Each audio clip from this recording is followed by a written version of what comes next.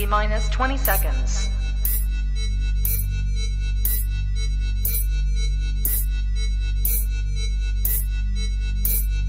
10, 9, 8, 7, 6, 5, 4, 3, 2, 1, 0.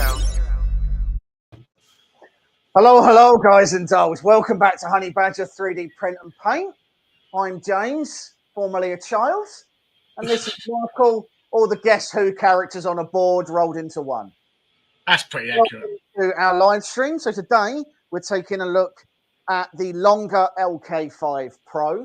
So one of our more than one of our workhorses, because we've had three. So I think we've had four. We had four? Did you have two? No, I had one. Oh, three then. Anyway, so one of our workhorses, three of our workhorses, were longer LK4 Pros. So they are an Ender 3 style and size, but they had silent stepper drivers. They had slightly better part cooling. They used pretty much exactly the same hot end that you get on a regular Creality machine, a normal Mark 8. And they were ridiculously cheap. And they were ridiculously cheap. Ridiculously cheap. So if I remember rightly, brand new, we got ours on offer for £110 each. I think we actually got one for less than £100 at one point. And we might have actually got one for less than £100. They came from Spain and they came in like 2 days. Yeah, they were crazy cheap. Crazy cheap. So this LK5 Pro is a scaled up version. It is 300 by 300 by 400. And if you buy the version that has the upgraded dual blower kit, it is $349 American dollars. So $349 American dollars is about £270, give or take. £270 of real money. Yeah, in proper money. So if you want to buy one, so definitely, and before you go onto Amazon and try to buy one, definitely go onto the longer website and buy one from there. And because on Amazon they're currently up for £503, which I'll be honest and say, no, I wouldn't buy one for that amount of money. But if we were looking at a CR10, for example, a CR10 right now is about, so for the V3 is £369. And that's not all in one. I don't believe that's even got the silent stepper drivers. Oh, no, it has got the silent board. But anyway, so this is a nice looking machine. We liked these a lot. Hey, Carl. Hey, Matt. Hey, James. Hey, Jerry. And hello, Paul, and Dels Logos. Hello, everybody. Oh, and I've pressed buttons. Hold on. There we go. So let's get stuck in. We modded ours quite a bit as well, didn't we? So we put different beds on them. We put a micro Swiss on. Yeah. So one of the really good things about these is that because the hot ends are effectively exactly the same hot ends that you get on a Creality Ender 3, the majority of hot ends mods that you can do on an Ender 3, of which there are many, you can also do on thif you ever wanted to do a direct drive upgrade or something like that, you could, because if it was available for everybody else, if it was available for Ender 3s, then it was available for this. So let's just see what we've got. That's some thingies. And for anyone who's interested, the high drive is showing up new faults. It's showing up a mid-temp error, but not telling you what the error is. Whenever you try and print with it. Yeah. So I mean, anybody who's interested on how the Hydra performs, we've got a video to the TiVo up Hydra. Go and check it out. But ultimately, what I can tell you is that pretty soon, it's disappointing. If you go to the dump near me pretty soon, there will be one in the electricals container. It's causing problems. There's no two ways about it. So this does say that it is 90% assembled, but I'm already not seeing something relatively fundamental on this, which So is on the LK4, you slid the hot end up onto the rails and then just bolted that to the base. It was like 5 minutes. Right, but no Z-axis either. It's just extrusions. Yeah, that's what the LK4 was like. Was it? Yeah, you slid the wheels up the rails and then just bolted it to the base. If you want to create a printer farm, which printer would you take? Only can take one or two. The Sidewinder. Sidewinders. So, well, okay. So, hold on. So, it depends what you're printing as to what size printer you need. Yeah. So we've got a fair few more printers that are on the way that we're in conversations with various people about. So I'd probably hold fire on saying that's my immediate choice, because there's a good chance my mind may change very soon. But at the moment, I would honestly say go for Sidewinders, because the Sidewinders are just brilliant. We've probably got another couple of unboxings in the next week. Yeah, it's a busy old week. So I don't see any harm in telling you guys, but we have a Rat Rig V-Core 3 on the way, a 400 by 400. So we will be putting that up. So we'll be obviously doing build videos on that. We'll be sort of showing off what it can do, and we will be doing some direct comparisons to a Voron to see how it compares, both print quality, speed, ease of build, and all of that stuff.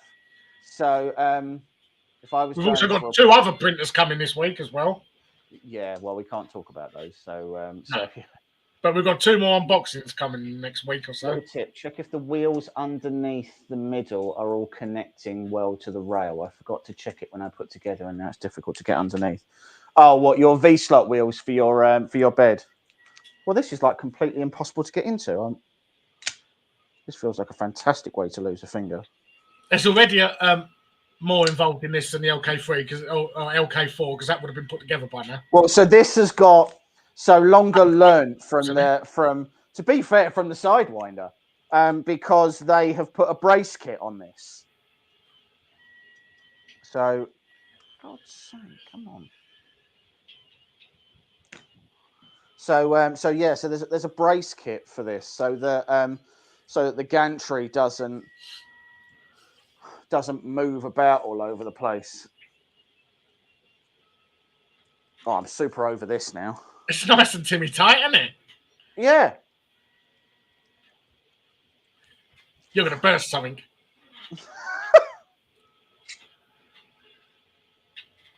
Like, why is this so difficult? How is this the most complicated part of the build? Maybe there's a cable. Currently printing the EVA upgrade for my V-Core 3. Oh, okay. Yeah, so, I mean, I think we're getting the LGX Bondtech job. I spent 15 minutes trying to get rid of the plastic. It makes my hands are too small. Right. I don't know where we've suddenly got this idea that I've got tiny Trump hands, but it isn't true. I've got normal-sized, medically approved hands. For a Trump. So the other thing, I'm only seeing at the moment one lead screw. Interesting. And this lead screw's been dropped on the floor. So that's interesting if it only comes with one lead screw, because that's quite a lot of... Well, I mean, it's not direct drive, right? So, no. I mean, but at the same time, really, machine of this size, I'd like to see too. I would expect it to have... There we go, right, lead screw. So, oh, Jesus. Okay, maybe we're supposed to take this out first then. No. Come on.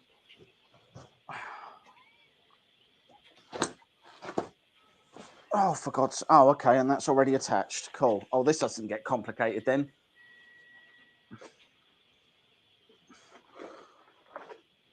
Oh, God. Oh, what have I pressed now?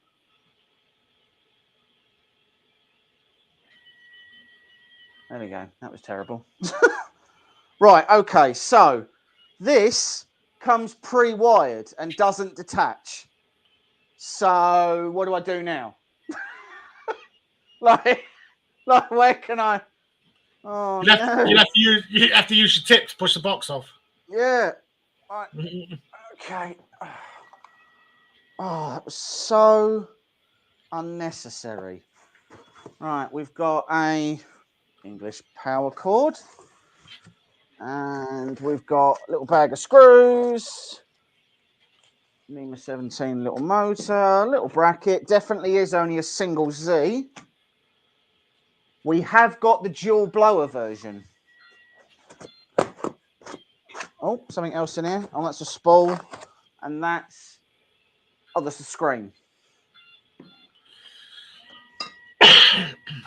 I'll tell you what, whoever decided they wanted to wrap everything in saran wrap can, and I want to be very clear about this, suck a dick.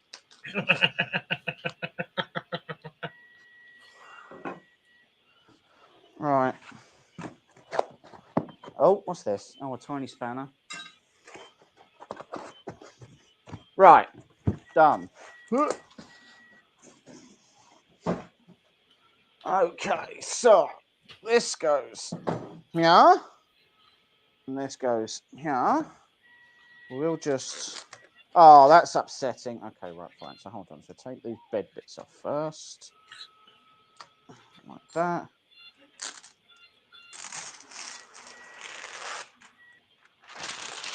That's a nice peel.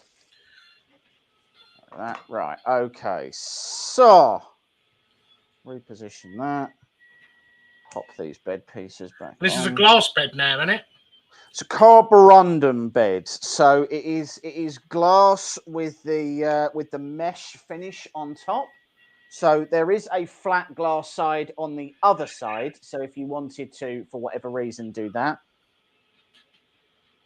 Good shout, Y3X, because I would say that is fairly loose. So let's just...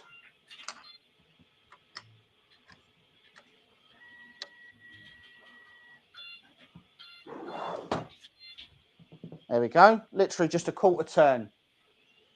Ultra base clone. Yeah, pretty much, Paul. I mean, it's pretty common now for them to be those. To be fair, they're pretty common. I don't think I necessarily begrudge them being that way. I don't know. I don't know that it really. I don't know that I've ever. I don't know. I've had a bad experience with them. The ultra bases are fine. I do tend to, if I'm honest, I do tend to use adhesives on mine. So I do tend to use. I've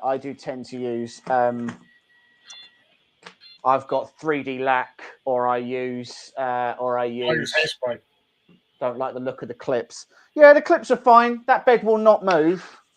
Like it's on there. Check the underneath if the cable holder is hidden underneath the build plate. No. Oh. Well, there's cable caddy bits for the for I don't know if anyone can see that, but there's like little clippy bits here. That's for the that's the screen cable. So one thing I always found a bit weird, and this is the same on the LK as well. The power supply is actually pretty exposed. But everything, you can't get to anything. You couldn't get your fingers or your hands in there. Some fairly beefy looking cooling on the piece there. And what I'm going to do before we do anything else, I'm going to open up the bottom of this and just take a quick look at the at what board is powering it, because I'm nosy. So I'm going to go out on a limb and say that it's a Robin Nano. I reckon it's a Robin Nano version 1.3 or 1.2. They seem to be incredibly popular boards at the moment.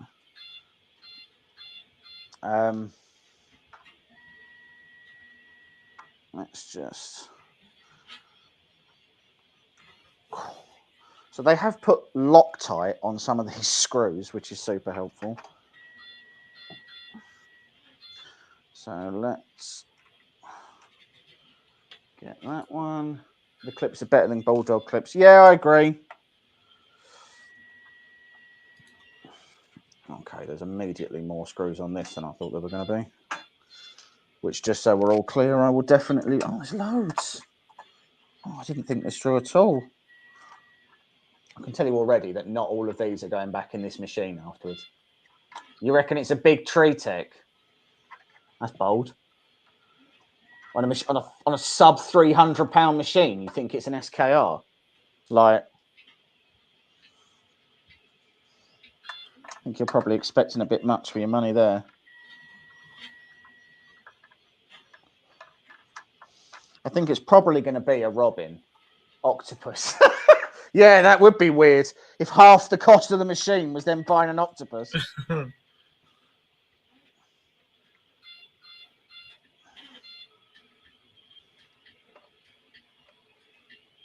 Let's have a little look inside. And we have got a custom board. An LGT kit version 1. Looks like they've got 2208s on X, Y, but not on Z, it looks like. And it looks... So, hold on. So...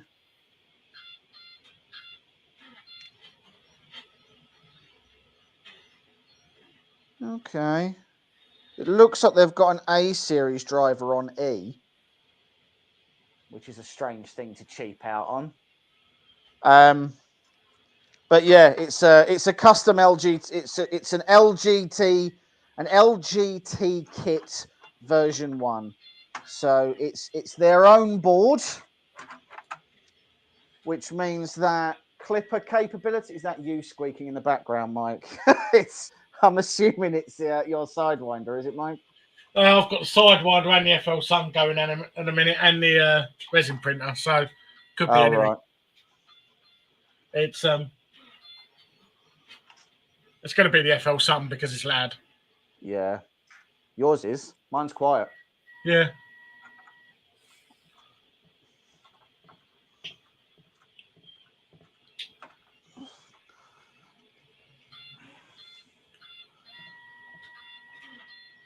What's that beeping in the background? So, Mike, what are you printing? So, because we're doing this cosplay event in June, If you like. I've printed the Boba Fett armor out, and I'm now just doing the helmet, which, touch wood, I hope is going to work because I've never successfully ever printed a helmet. And I've tried multiple times. They just don't work for me. But it is printing. Granted, it's been going about 5 hours, and it's got another 4 days to go. So, you know. So, I'm not that now, I hope, to be honest. What's on the FL Sun at the moment? I'm not dressing up. I'm buying a mannequin, and it's going to go on that because I don't want to walk around like a knob for 2 days. As opposed to... You know, just being a knob in my normal clothes. Just a regular normal knob. Yeah. And I've just started printing out from the Wicked Patreon. He's got a diorama, which is Loki and Sylvie. Is it? Yeah. I've just started that this weekend. So it's one of the biggest bases I've ever seen on a diorama. I think I've got 2 weeks of just doing the base. Yeah. Right, so let's start by putting that back. So there are 2 versions of the hot end that you can buy. You can buy a stock hot end, which looks Arif was trying to convince me to dress up.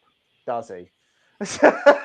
So there are two versions of the hot end that you can get. You can get the standard version, which has a large horizontal blower that blows direct. That's got like a little fan duct on it that blows directly onto the fan. Or you can buy the upgraded one, which is what we have on here, which is a little bit more reminiscent of perhaps an Ender 3 V2, and it's got dual blowers, 4010s from the look of it, on either side. So the part cooling on this should actually be pretty good. So when you're fitting this, these are for the brace kit and they face towards the front of the machine.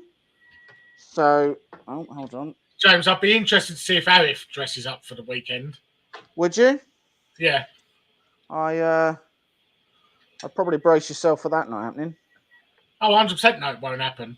We'll try to get everyone else to dress up. Yeah. Right, so what we're going to have to do is we're going to have to move this up. Right, let's unplug this bed for a minute.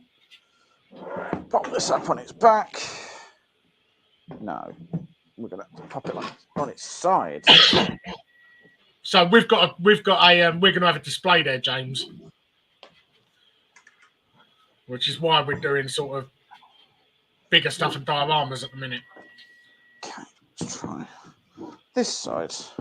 Sorry, I'm just trying to find a side that I can lay this on so that I can put these freaking bolts in. All right.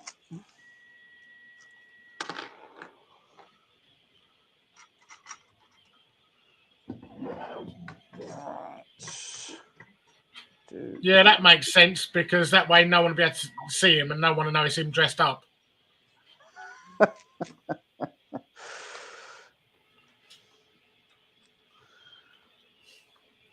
Right, so let's just get these base. And it's the least amount of work going into that costume. Yeah. Buy a boiler suit, some black boots, and print out a mask, which is probably already done anyway. Yeah, Arif's got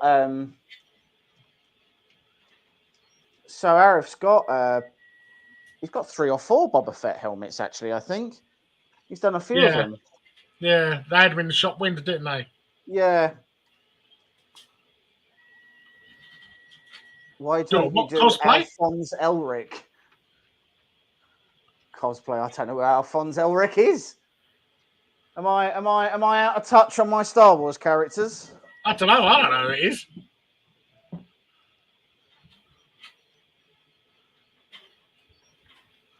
Mike was trying to convince me to go as Penfold from Danger Mouse for a while, which I politely declined. Well, you need a pair of glasses. I have a pair, so I want to be clear. My eyes work, right? But I have a pair of UV blocking glasses, and when I put them on, Mike is convinced that I look like Penfold from Danger Mouse. You do. It's not Star Wars. Alphonse Elric. Now you see, I want to put that into Google, and I already feel like I'm going to be unhappy with what comes up. So let's Google. I'll tell you what, Mike, you do it. You go Google Alphonse Elric and see what. Oh, I've left my screwdriver in there. Oh, good. I'm so glad Carl's picked up on the Penfold piece. That's gonna. Who's that? That's gonna come up. Who's? Is that? Does that mean that you don't agree with it, Mike? Well, it's some sort of anime thing, but I couldn't look any less like him if I tried. I'd have to shave off my beard to try and get close. Right. And stop. Full Metal Alchemist. Oh, okay. I don't watch it, but I do know. I know of the show, A Man of the World. What are the sizes? Apparently it turns into like a big metal robot. Well, that'd be the full metal part, I assume. I don't know. I thought he was an alchemist. I thought he was turning stuff into gold.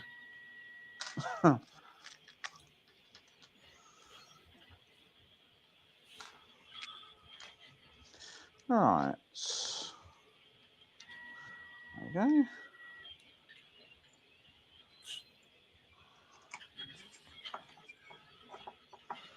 In.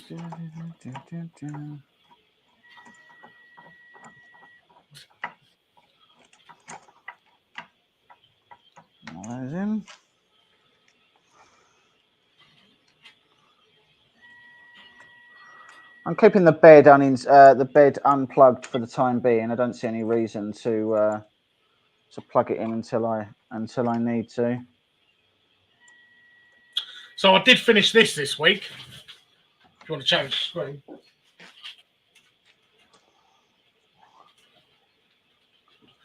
Oh yeah, hold on. There we go. So that's the GAN body model, right?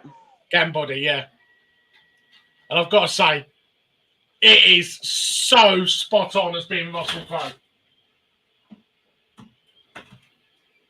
I did originally FDM print the head, but it had a couple of lines. I was trying that. Yeah, so I had a mean, couple of lines through it, so I ended Yeah. up resin printed it. So if anyone wants a Russell Crowe head, yeah. So this is actually something that we're finding, as you know, we've already said as we go on.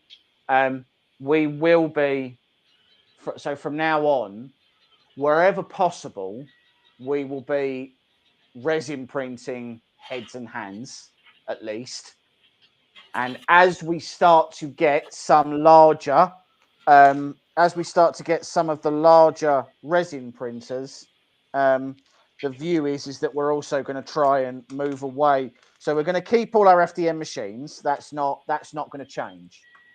But what is probably going to change, I'm conscious that I appear to be missing a screw out of my Z piece. so I've got to move out of where I live in September. And I'm going to be moving somewhere much smaller for a year. So I'm not going to have my studio. So we're going to have a spare room, but it's going to be a shared office between me and my wife. It's not going to have the room to have all my printers. So what I'm probably going to be looking at is buying a decent size, or trying to get a decent size resin printer that I can put on my desk, so that I can carry on printing, even if all the dioramas are 100% scale, they'd fit on it. And if I needed a bigger base, you know, James is going to have all these printers and he can FDM the base for me. So if anybody wants to buy a Gufu with a 400-degree hot end and a carbon fibre bed, you know where to come. True. So hold on. So it's only going to be downsizing for a year until we buy somewhere that's going to have a decent size. I've screw loose myself. So yeah, I am missing a screw, but I'm going to say with relative confidence that this particular screw being missing is not my fault, which doesn't really change the reality of me not having it at the moment.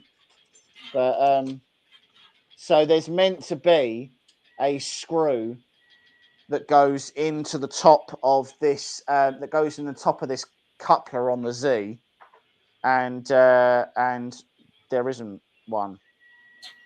So I am going to need to run to the summer house in a second, and I'm using run in a very liberal term because I will be gently meandering because I'm too fat to run. But I will need to go down. And... No, I've seen you when you run to the summer house. You're one of them people who runs and their arms just flail behind them. Yeah, it's just a less graceful way of me walking, and I don't actually. And what I don't understand as well is that when I walk, I'm not actually any. When I run, I'm not any faster than when I walk. I just somehow look fatter. Kellant isn't bad. They're the company that makes the Hallett Sky. Yeah, so we've been chatting to Kellant a bit about a few different bits and pieces. Not really found the project that we want to settle on yet. So we've been chatting to them back and forth about a couple of different things that they've got in the pipe work, but we just haven't really found something that sort of, that wasn't just a repeat of either something else we've done or just something else that's been done in the community multiple times. So we try wherever possible. What I am looking forward to is we've got a printer coming this week. Yeah. And we've been waiting for it for quite a while. And while we've been waiting for it, we discussed what we were going to print on it. And I know that come next week or a week after, once we've done some testing, James has got to start printing it. Oh, no. And being as I've done the war rig and I'm doing the car, I know how difficult they are to build. Printing is the easiest part of them models. Building them is 100% the hardest. And I know what he's got to print. And I know how stressed out he's going to get about it. Because it's like that Warlord Titan times 10. I really hope you'd forgotten about that, if I'm perfectly honest. I haven't forgotten about it. I'm really looking forward to it. Cool. Well, you're the worst kind of friend. Right. Show people things whilst I go and fetch my my pot of many screws. If you're interested, this is how the car's coming along at the moment. So you'll notice it's missing a roof. That's because the interior has got to go in, but also we need to print the windows. But we're yet to work out a way to completely clear print the windows. So we have got some resin coming this week with the printer we've got coming, and one of the resins is crystal clear. So we're hoping it could print crystal clear, in which case we'll be able to print the windows and I'll be able to put the roof on. It's also got to have clear coat put over that yet. We're struggling to find something because everything I've found so far is solvent based. And every time you spray it on a sample piece, paint bubbles up. I can't find a non-solvent based gloss lacquer. So the only thing I've found that works so far is Vallejo gloss varnish. So at the minute, unless I can find something that is non-solvent based, I'm going to be buying quite a few bottles of that. So if anyone's been trying to think of the next company to invest in, I'd highly recommend that you pick up some Vallejo stock, because Mike's about to send it into overdrive. Yeah. But it's annoying because I'm basically at a standstill with it now, until I can get it clear coated. Do you want to swap the screen over? Oh, sorry. So people can actually see what you're doing. Coat with clear resin and buff. So the reason why we don't want to coat it with clear resin is because resin yellows. So the idea of this is that we've coated it with Replaflow, which has given us a really smooth finish. But what we effectively need to do next is we've given it a coat of gloss black, and then we want it to be a clear coat over the top to try and give it that depth so it looks like car paint. But it's challenging. I've tried 3 different clear coats so far. All of them have been solvent based, and all of them have just bubbled the paint straight away, which I didn't realise until for the first time, clear coated all 4 of the doors, and then had to spend days sanding all them doors back again until all the paint was off, even the undercut, the primer, back to the Replaflow, and then start again. And it took ages. Like, I hated myself. Yeah, that wasn't a good choice. All I can think of is, thank God I didn't just start spraying the car. Yes.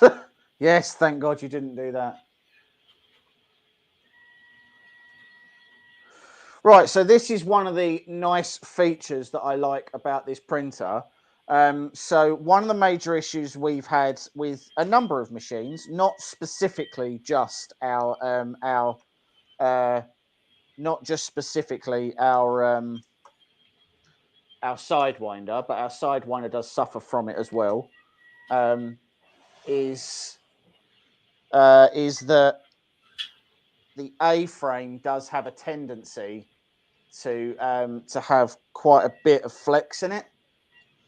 So they have included a brace kit, and it's something you used to be able to buy sort of fairly readily as an upgrade for CR10s. But then obviously, unsurprisingly, the CR10 just sort of lost a bit of popularity, I suppose, and those sort of modifications just started to wane a little bit. The reason I don't do that, you're not renting a storage unit, Mike. Well, one, because storage units are incredibly expensive, and two, and just to be clear, I'm way too lazy to go there every day and put new prints on. Yeah. So it's a problem that we've discussed before about if hypothetically, and I mean, don't be wrong, we are well away from this conversation being a conversation we need to legitimately have, but if we ever got to a point where the channel became really popular and we needed an off-site filming location where we needed to actually like rent somewhere and film. Just to be clear, that'd be the point where neither of us have to work anymore. Yeah, it's a long way off. Well, I mean, sorry, we wouldn't have other jobs. We'd still be working because this would be the job. But yeah. So 3D Mechanics, this is a longer LK5 Pro. A big brother to the longer LK4. And you are right, it does look very, very similar to a...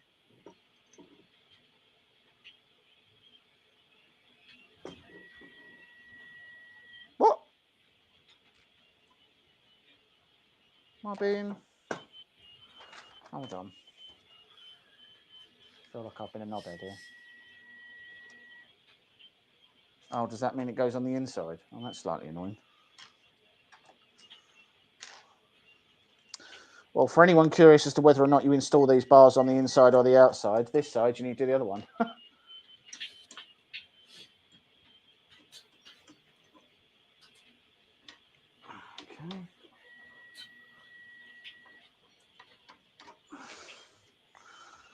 There we go.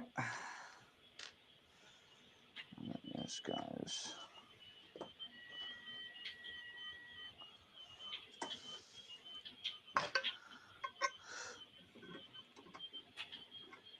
So this has a lot of nice features on it, right? This has got it's got dual blower fans. It has got a filament runout sensor. It's not a dual drive extruder. For all intents and purposes, this is a alternative to going out and buying a CR10. And on the face of it, I'll not lie, I like the look of it. It's ticking a lot of boxes for me. It's got the brace kit. I kind of like the flat extrusions that it's got on the front. It gives it a nice look. It looks very stable. It's all enclosed. You know, it's ticking a decent number of boxes. So let's now take my... I'm gonna reach.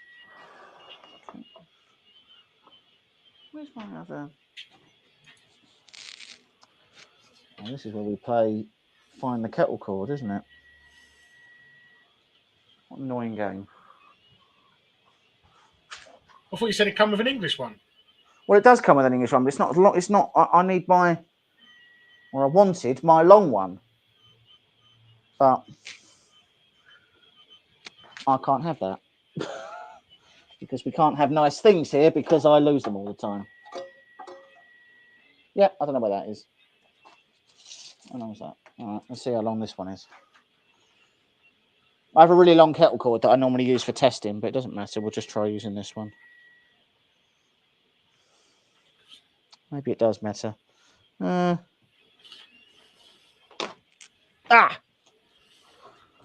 found it.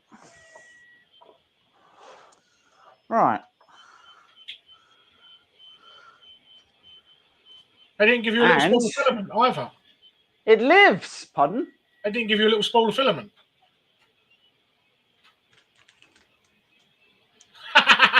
That is the littlest spool. So we won't be using this because I sneeze more filament than that. What we have got is a nice fresh box of eSun. So for anybody who wishes to get their own boxes of eSun, there is a link in the video description to 3D Filaprint, and they have Lots They have lots of everything. Oh, okay, that's a bit of a strange placement. So hold on. So if I turn this round, I pull this up. This out of the way. This is where the filament holder goes. So at an angle to the back of the machine. I don't hate it. It's just a bit of a strange placement, I suppose. Because at a 45-degree angle. Something I do like that they've done, and this is going to sound so petty that it's something that even bothers me, is that all the things that stick out on this machine are this side. So this is the side the spool holder is, and this is the side the touchscreen is. There's so many machines that have their Stuff spool on both holder on sides. this side that sticks out, and then they put their screen on the front on the other side, and that sticks out. And by the end of it, you know, it just takes up real estate. It takes up space. And space in anybody's workshop is at a premium.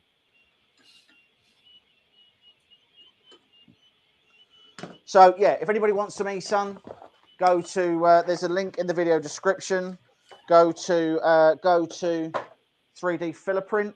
Full disclosure, we do get a small commission if you do that. So if you would like to help the channel out, that is the way that would be lovely. I don't get why they put the screen on the side. Looks like there's ample room to locate it below. I like that it's a touchscreen. Yeah, so it is a touchscreen. It's the same touchscreen that you get on an LK4. It's an easy to use touchscreen. You probably could put it below, but with the fact the spool holder already hangs off the side anyway, it would be a bit like, not what's the point, but it would be a bit like you wouldn't really save any space. So I like the fact they haven't mounted the spool holder to the top, right? They've clearly thought through that there have previously been some issues with the frame moving about, and that's why they've included the brace kit. So I really do like the fact that they've done that. And I like the fact that they've thought that through a bit as well, because they're like, oh, okay, you know, we don't want, just tighten up the bolts on these. You know, they've thought it through a little bit, and they thought, well, there's no point in putting this brace kit on and then putting all this inertia at the top for a bed slinger. So before we load the filament, let's do the leveling function. Definitely silent stepper drivers in this.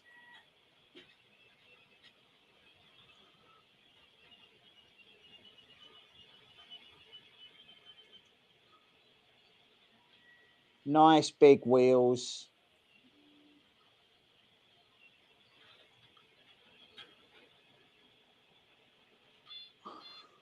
I am going to eyeball this because I'm really good at the sex. So, and this is one of the reasons why I'm so good at it. I just eyeball things. Don't need any measurements. If anything, I find that measurements just cloud my judgment. They hinder my ability to be so brilliant at this kind of stuff. So I will say that there is no belt tensioners on X or Y. And that's a bit of a shame. And I do wonder about how this is going to do long term, as it won't have, it doesn't have dual Z. So if you ever decided you wanted to do a direct drive upgrade, this would probably suffer. and there is only one Z out on the main board, so you would have to get a Z splitter to split the signal between the two stepper motors, which, you know, is varying degrees of a bad idea. Ultimately, you know, Ender 3s, a lot of the Ender extender kits don't even do a dual Z, so it's absolutely possible. Oh, that's a point. So they give you a spatula, they don't give you any clippers. That's the first 3D printer I've ever received that doesn't have a pair of snips in it. Yeah. That's the first one. So this has got a filament runout sensor on it. It's an optical runout sensor. But it won't, I mean, you know, I mean, this is made for a price, right? This is in a certain price bracket, guys. So don't expect this to have, you know, it's not going to have jam protection or anything like that. A lot of people will probably say that you probably just shouldn't be getting jam anywhere near it, but that's just me. Right. Not an AC. Who would hate to say what we can and can't do? Pardon? Who would hate to say what we can and can't do? Yeah. They probably realise we have tons of them, so why add more? Fair point. So this is not an AC heated bed. This is just I say a regular heated bed, but you guys know what I mean. It's not a silicone heat pad, which I would like to have seen on a print bed of this size, because they do tend to take a while to heat up. It is a 24-volt hot end. And again, it is a Mark 8 that's inside of this. So it is, for all intents and purposes, the same hot end that you would get on a CR10, on an Ender 3 Pro, something like that. It has got dual blowers. This is the dual blower version. There is another version that you can buy that does not have the dual blowers, and it has a large fan that sits, large, it has a fan that sits on the side with a duct that blows right under. With dual cooling, you will have an even flow over the hot end, and those fans look pretty good. They look like little 4010s, and they look like radial fans that will blow straight down. The other one had a duct, and as a result, it could sometimes struggle with its bridging. But here we are.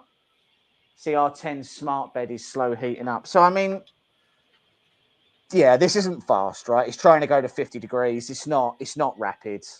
They have also put the control box on the same side as the screen and on the same side as the spool holder, which means that when you put the SD card in, you're always going to have some space. But rather than putting it up front, where I would like to have seen it, so I would like to have seen it up here on the screen, it is back and you're going straight into the main board. Now, it's not necessarily a huge deal, but I would like to have seen that on the front, just a little bit of usability. Let's see what we've got. Let's go for Cube G code. Start printing. Yes, it is a really nice touchscreen on these. So I know it's a little bit hard to see, but the touchscreen on this is a really nice graphical one. Let me see if I can just.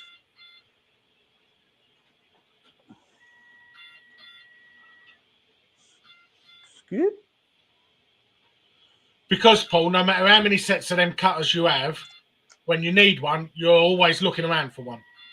Yeah, and they always break at the most inopportune moment. I've never known a metal that can be broken by...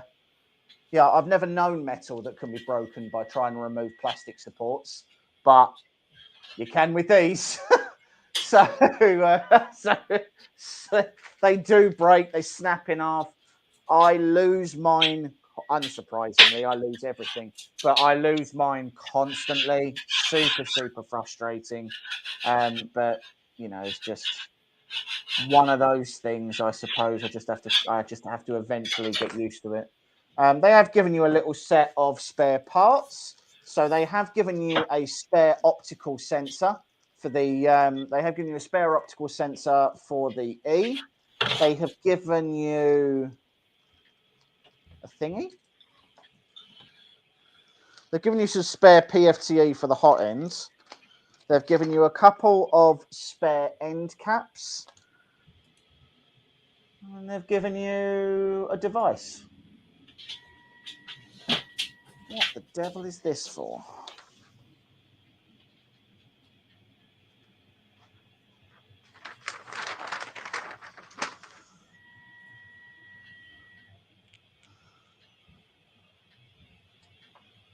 No idea. I mean, it looks like it could be a cable holder. My biggest annoyance with my Q5 that I bought, the SD card location. I love my Q5. My God. Right. So it's exactly the same with the QQS, right? You have the screen at the front, you have the SD card on one side, and you have the power on the other. So no matter how you place that Delta printer on your bed, there are at least two things that you can never access. Oh, please do that noise straight into the microphone, Michael. That's really great.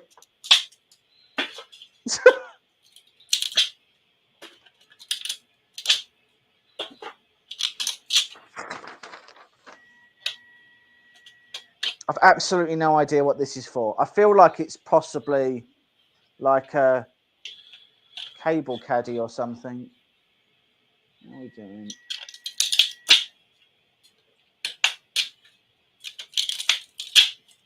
I'll tell you what, it's not a terrible level at all.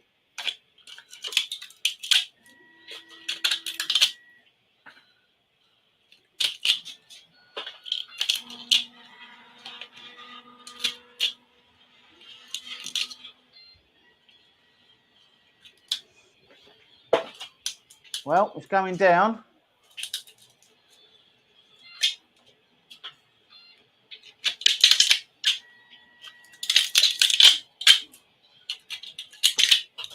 Dead silent. Yeah, you can't hear it. Dead silent, like you can't hear it. But then to be fair, the longer was silent as well. Yeah. The biggest issue I ever had with the longer was the tool head.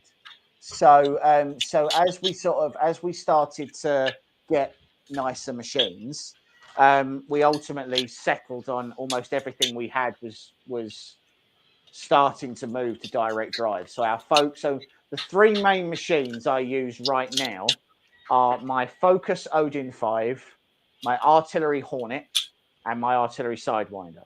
They're the three workhorses that I use the most. I'm still doing the upgrade for the Stealth Burner to my Voron 2.4. But then, you know, but again, that's going to be one of my workhorses, and then we'll have the V-Core. The longer has since eventually, maybe jam would help the bed. I mean, yeah, I suppose so. I can't argue with that. It would be very sticky afterwards. That'd be so confusing as well if you actually put. Brilliant. Yeah, so the biggest issue I had with the longer was literally the tool head, and eventually we retired our LK4 simply because the other machines we have are almost all direct drive, and we just outgrew the machine. And the longer LK4 is a fantastic alternative to an Ender 3. You can do almost every upgrade you can do to an Ender 3, you can do to the LK4. And I really like that. I like that upgradability. I like that customization.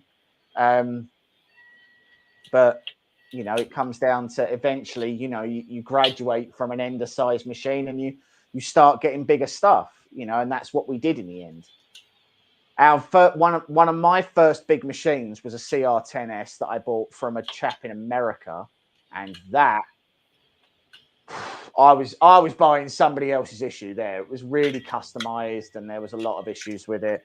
It actually had one of the P83B bed leveling sensors on it, and that didn't work very well. And there are a bunch of other issues as well.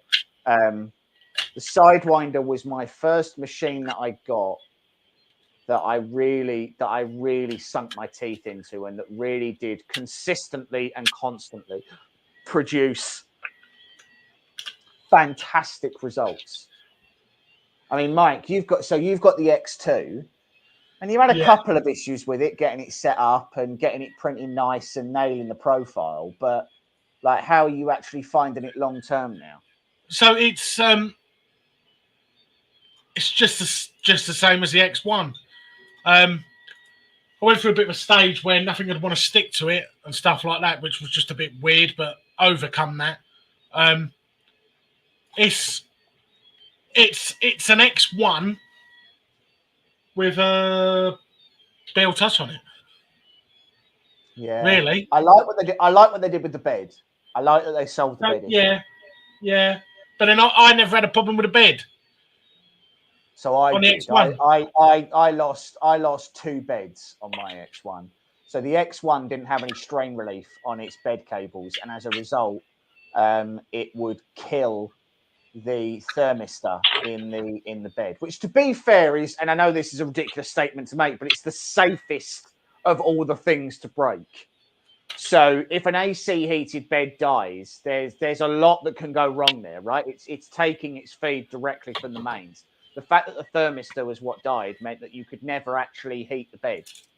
It just wouldn't turn on and would always throw up thermal runaway issues. So eventually they fixed that on the X2, and that's, you know, and it's a really solid machine. I really like the X2, and I really like the X1.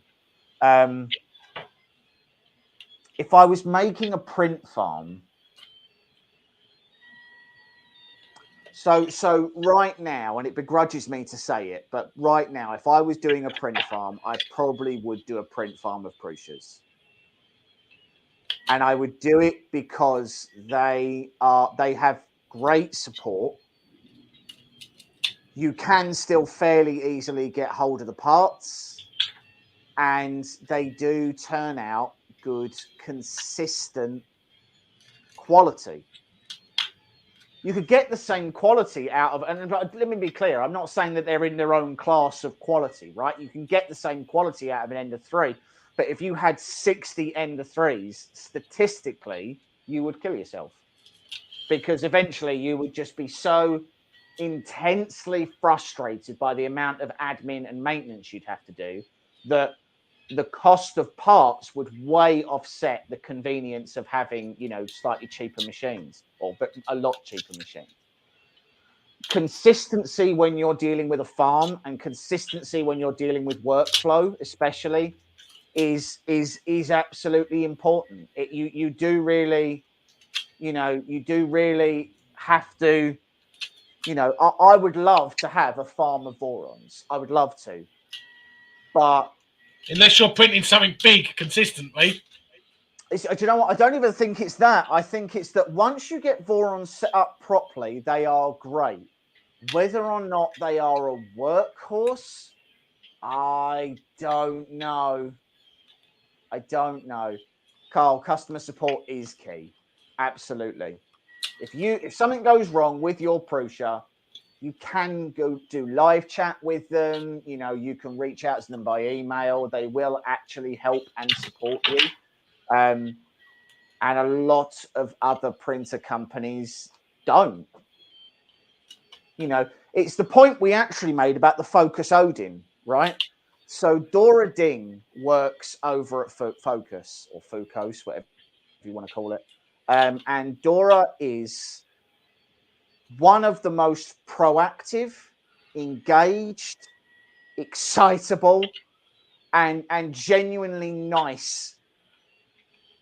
I don't think she's an owner, but like someone who works for a 3D printer company, right? So she engages with the community. She runs all the competitions, all the giveaways. She's always doing all the promotion. She's always working with people, helping people, support tickets, getting out new parts if something's broken, helping people tune their machines, helping them tune their profiles, taking advice from the community and then feeding that back to the engineering team to make updates to whatever comes next. She's incredibly interactive, but it's not sustainable. There is only one Dora, and if you only have one Dora, once you get to a certain size, you break Dora's spirit. She eventually gets to a point where she eventually gets to a point where she is, you know, super frustrated, or she's just overworked, or, you know, or there's just too much coming in. You know, you couldn't have one person from Creality dealing with all their service tickets. Person have a breakdown, they just shake all the time like a chihuahua. You know, she is absolutely amazing. She's fantastic for the brand. She's a genuinely lovely person to work with. I've only spoken to Prussia maybe twice. Yeah, but both those times, James, it was to say, can I order 30 more Prussias? So I can imagine they were quite positive to you when you reached out. It's, as I say, with Prussia, it's, you are paying for a degree of consistency, and you could get that consistency with an Ultimaker or a Raise or a Craftbot or a host and plethora of other machines. But actually, if you start including Prussias in those categories, an Ultimaker's $3,000, a Raise 3D is 4, a Craftbot is, I think, about 2.8 to start, going all the way up to about 5. They're very, very, very expensive. And although a Prusia is significantly more expensive than a Longer, or than a CR10, or than an Endo, or whatever, they are a lot more reliable. You know, I don't always agree with the way they interact as a community. I don't always agree with the way that they present themselves, or the way that they try and sort of represent they've reinvented 3D printing or something like that. But at the same time, I can't deny that he has made a contextually good product. So we're at about 25% on this at the moment. And I'll tell you what, that's a sharp looking cube.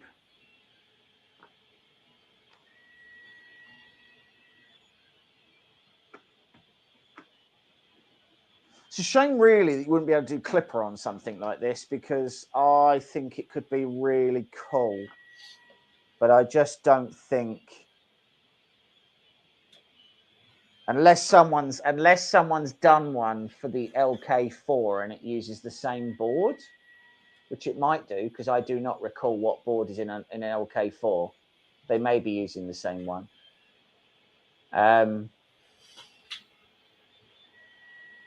Yeah, maybe. Don't forget to like and subscribe, guys.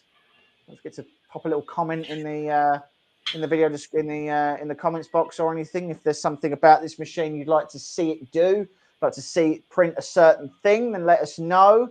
I'll add it to the list of things that we already planned on doing anyway. I'm doing a Doc Ock at the moment from Wicked's Patreon. It's almost finished now, so I don't believe that. I can't believe my 10 log has just printed EVA upgrade in ABS without an enclosure. That's pretty good. So, Paul, are you? What's your workshop like, though? Is your workshop like warm? Because the thing that warps ABS is cold air. Ultimately, it's all well and good saying that it needs an enclosure, but that's just to prevent cold air knocking about. Matt German would like us to print a lithophane. I don't actually know that I've got any white, Matt. We never have one. I printed one lithophane years ago because I had a spool of white. I couldn't tell you the last time I had a spool of white filament. We either use black or grey.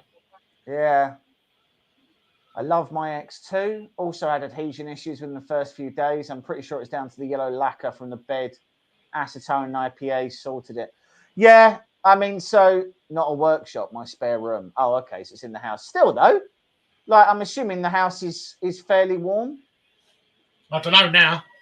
Yeah, I was going to say, yeah, at the moment, maybe not. So that's a fair question to put in the comments then. So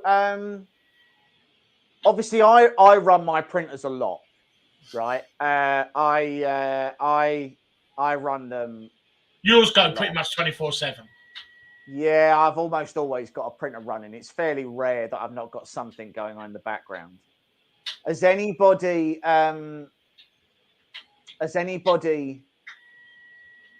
noticed a material difference in their electricity bills. I mean, obviously there are loads of differences in your electric bills at the moment anyway. So this is probably only for the UK people. But has anybody noticed sort of an uptick when they're using their 3D printers to see whether or not it like made a big difference? I have 8 printers, only 2 ever going at once. So I have to admit, I haven't noticed a lot. I find that it only costs about, 15p, 20p a day to run my machines. It's not expensive to run my machines, especially once they're up to temperature. So something I did notice. So you don't heat your office because the printers keep it temperature stable. Yeah, I mean, to be fair, my office is insulated and double glazed, and to be fair, like I find that if the machines are going, my machines are actually enough to heat my office. So the sheer fact that I haven't got to have my electric heater running saves me, because you work in that office. You work in that office all day as well. Yeah. So I save £1 an hour at least by not having to run my heater. So it's actually cheaper for me to run. It's cheaper for me to 3D print than it is to heat my summer house, and it just does it through osmosis. It does get hot though, even with the machine I've got here. 57p here is for some reason the area is expensive for no reason. So I don't think our energy costs are any. Well, that's not a lie. Our house's energy costs have gone up massively. But I was just, for those of us who have multiple machines, I don't really know whether or not the cost it costs to actually run them on electrics. I don't think the cost has ever been something I've really factored into the things that I'm doing. Do you know what I mean? Like I've never. No, because we don't sell stuff. We don't sell stuff, so we don't work it into a price. Yeah. We're especially not selling that that Terminator. I've noticed, but I've noticed the Q5 is cheapest one at the end of 3. Really? That's surprising. I suppose. So I don't think you'd really have any real voltage or any real power draw from just moving the motors, right? It's got to come down to how efficient it is at heating the bed and keeping it heated, and then how good it is at heating the hot end and keeping that heated.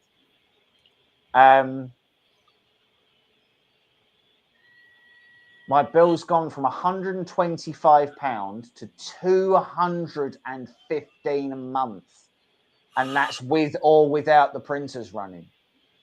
Jesus. So close, I mean, a 60 to 70% rise. Robert Prevo, I live in Arizona. It's been hitting 90 degrees Fahrenheit. What's that in metric?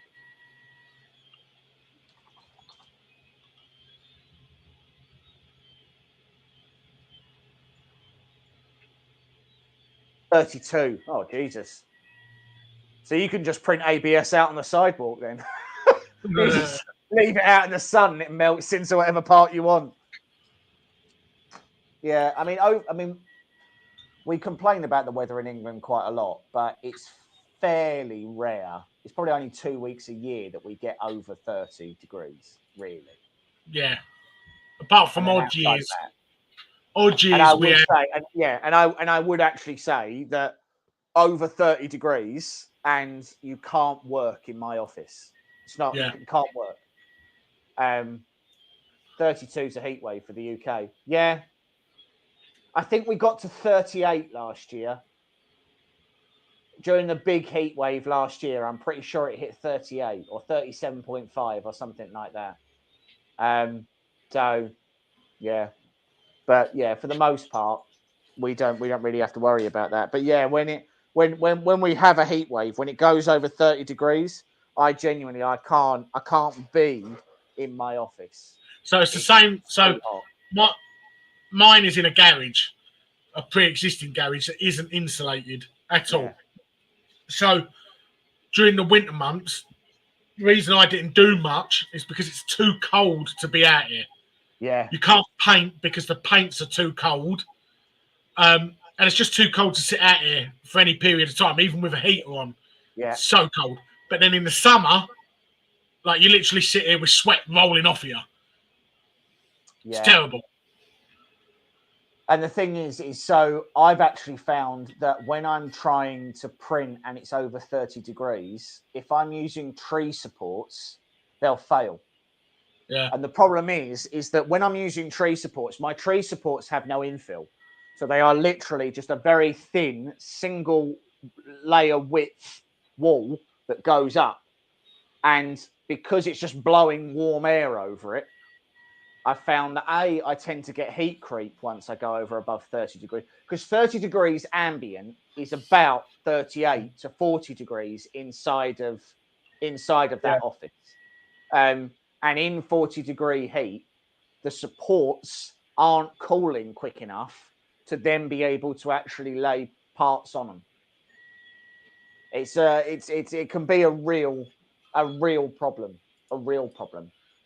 One that it never even occurred to me that it was going to be something I was going to have to worry about. But the same goes with resin printers. So you shouldn't really use resin printers in, I think it's below about 18 degrees. No, it's not 18. Maybe it's 16. I feel like maybe it's 16. But yeah, you apparently you're not supposed to use them below that, because the viscosity of the resin changes. And I don't know whether or not you can get them too hot. I don't know if you can or not.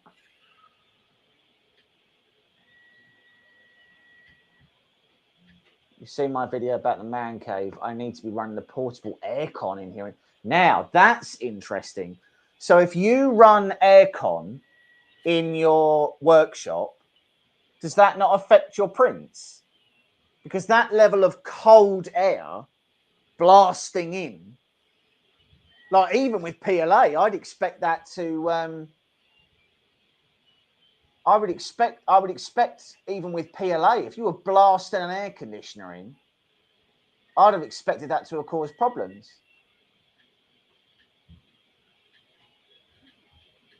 I ran my resin printer during the winter and it worked well.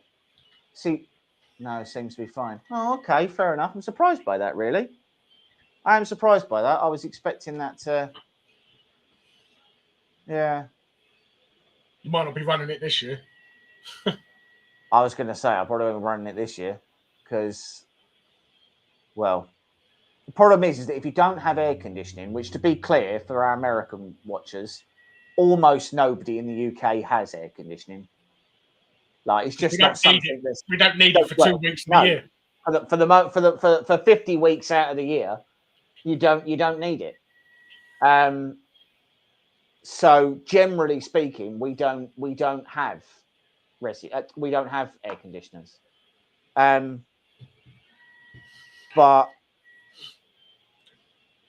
I've got a portable air conditioner, and when it's hot, I run it, and Jesus Christ, like you notice it on the bill. Uncle Jesse ran his resin printers in the snow for a test, and it printed fine. Okay. I seem to recall having a conversation with Matt Farmer about this and about the working temperatures of resin. Wonder if we were talking about a different resin and I wasn't paying enough attention. It's very possible. Yeah. We're at 60% on this, and I'll say that this is a damn nice looking cube. It's not running particularly fast, if I'm honest. So I feel like this is running at 40.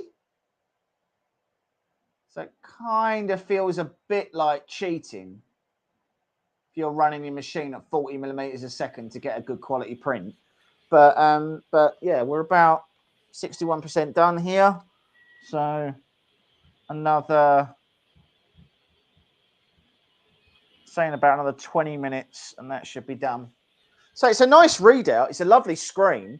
I like the build. There's nothing specific to dislike about this. You know, it's just... So you have to remember that it is a price, right? £280, which, correct me if I'm wrong, is like how much is an Ender 3 V2?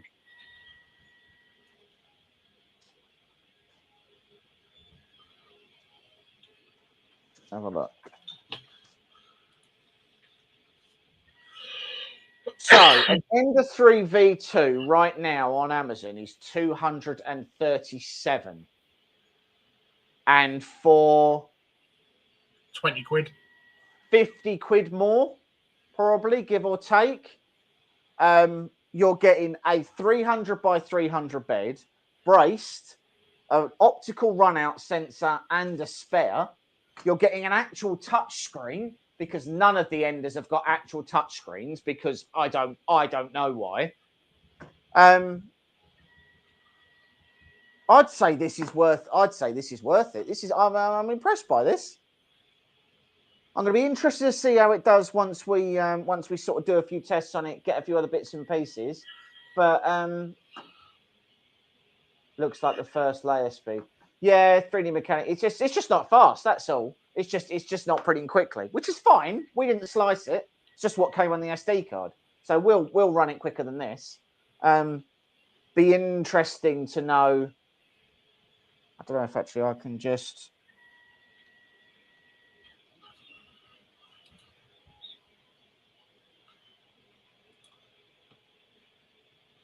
I'm just going to see whether or not you can change the print speed, but you can't change the feed rate and the nozzle flow rate and the fan speed, but you can't. So like you can, like on the Delta, for example, you could change it on the fly and be like, go 150% speed. Yeah, you can't on this. So it's got a plastic extruder, which isn't dual drive. I'm not loving that, but it is working, so fair play. How long it'll work for, I don't know. And here's the issue that I see. The issue that I see is that the optical sensor is built right into this extruder. So if this extruder wore out, your only option would be to buy another one of these extruders, because otherwise you'd lose your filament sensor. And on 300 by 300 machines, I think you need a filament sensor. Yeah, because it means you can absolutely print something that's over a kilo. Absolutely. And I hate throwing filament away. If there's, I've had to disconnect the filament sensor on my Focus Odin 5 because it just kept triggering for no reason. It was super annoying. Same as the Hydra. Pardon?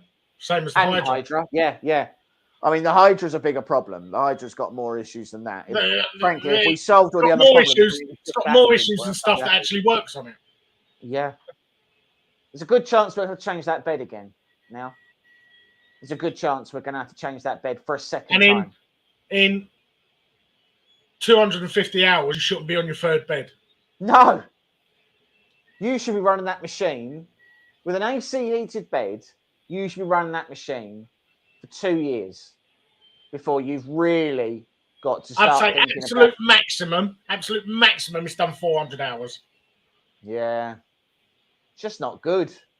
That's the problem. And when there's so many other alternatives. And it's annoying because it looks really nice. Yeah, it does. Yeah. It looks really nice. Yeah, but it looks the beans. It's just cosmetic. Yeah. And that's the problem, right? That's what happens when you prioritize form over function. We've actually had this conversation before about the longer, the LK4 before, but this one as well. There are closed extrusions on the front. And as a result, that aesthetic means that if there were a number of changes that you potentially wanted to make that would fit an Ender 3, there's a chance you may not be able to do them on this because the extrusions are closed. So there's no rail inside for you to be able to screw anything to. The same could be said for something like something like the Sidewinder or the Focus Odin, where it uses flat ribbon cables. Those flat ribbon cables aren't moddable. They are a specific pinout that goes through three separate breakout boards. It goes from the one on the tool head to the one on the X-axis to the one on the Z-axis to the board.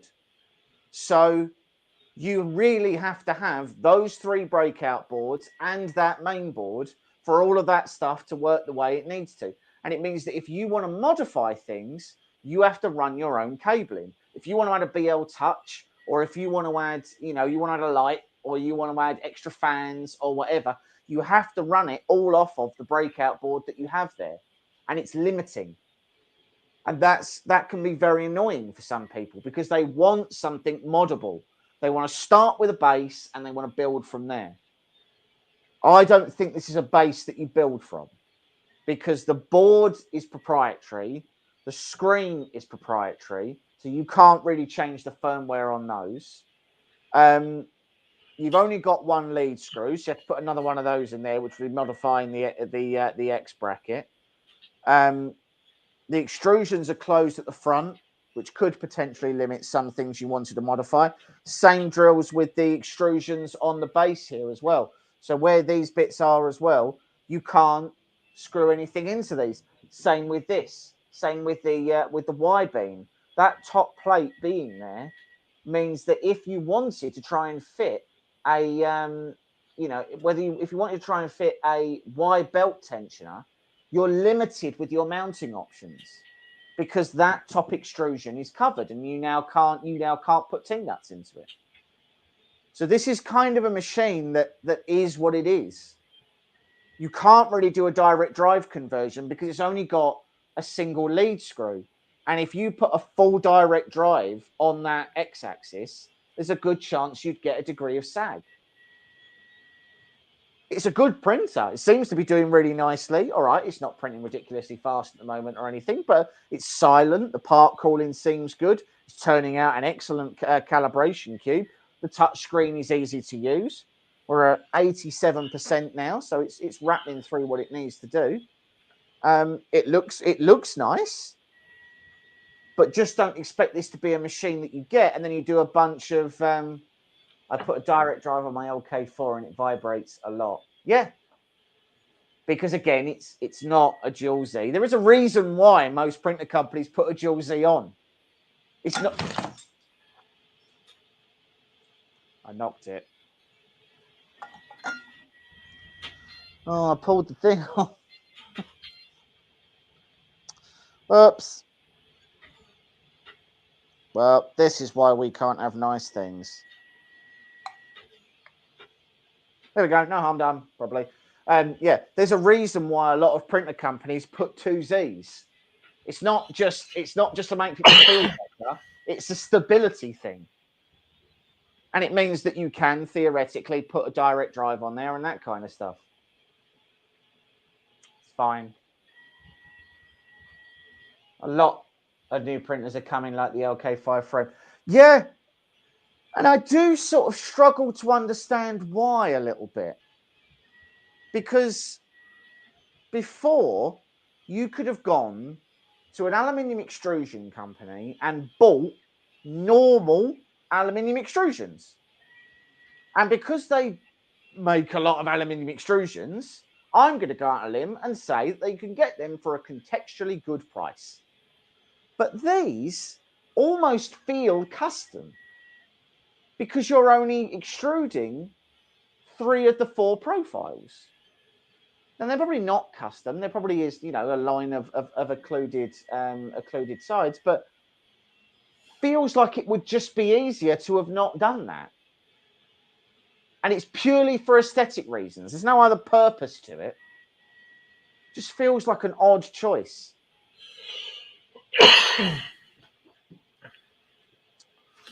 So we are on 95% here. It's looking like a very nice jeep. Should have said, I will now test the filament runout sensor. Will look more like a pro. Well, it's almost done now, so I can't.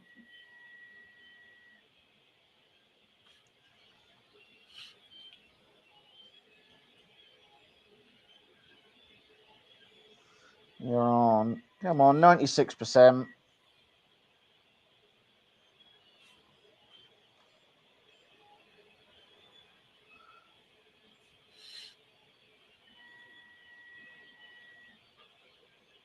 So it doesn't actually give you a countdown or anything. This is the file name, the time it's been printing, and then the progress bar, which is the 98%.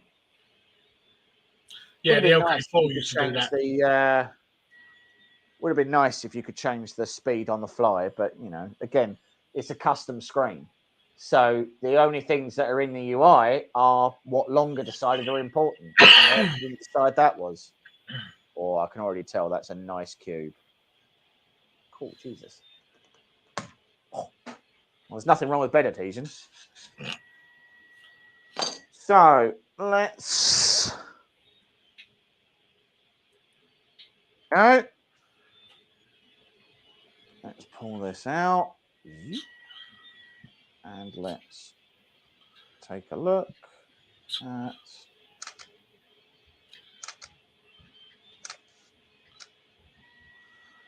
that. Is not bad for a test cube. So this here is the first layer. Hold on.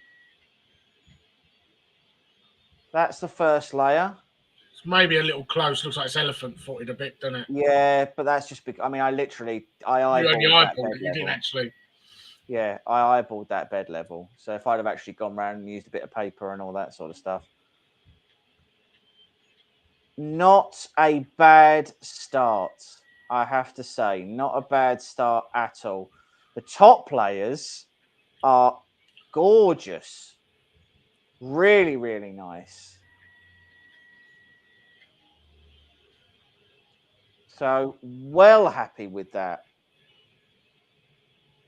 Let's just see if we can't. There we go. Right.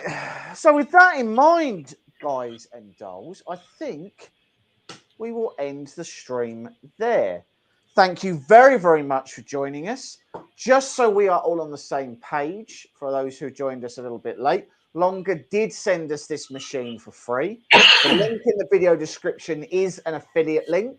And if you decide that you wish to purchase one of these machines, it takes you directly to the Longer website.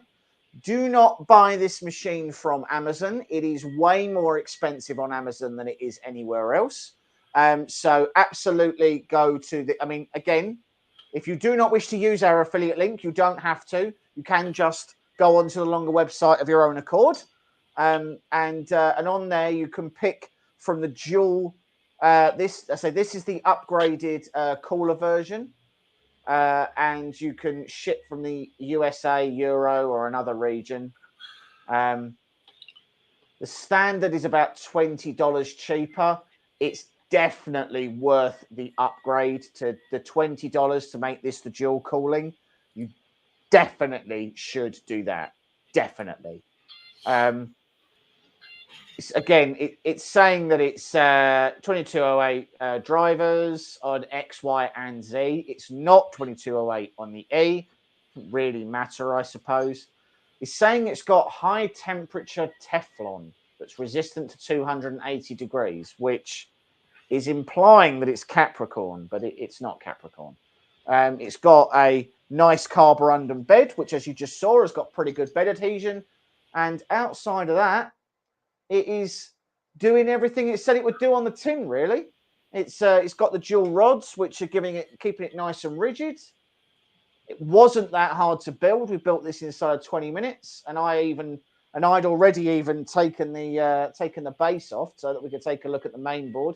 Main board is proprietary, so the one thing I would say is probably don't buy this if you have the view that you want to upgrade it at some point down the line, because apart from some sort of superfluous upgrades, you're probably not going to be able to do that.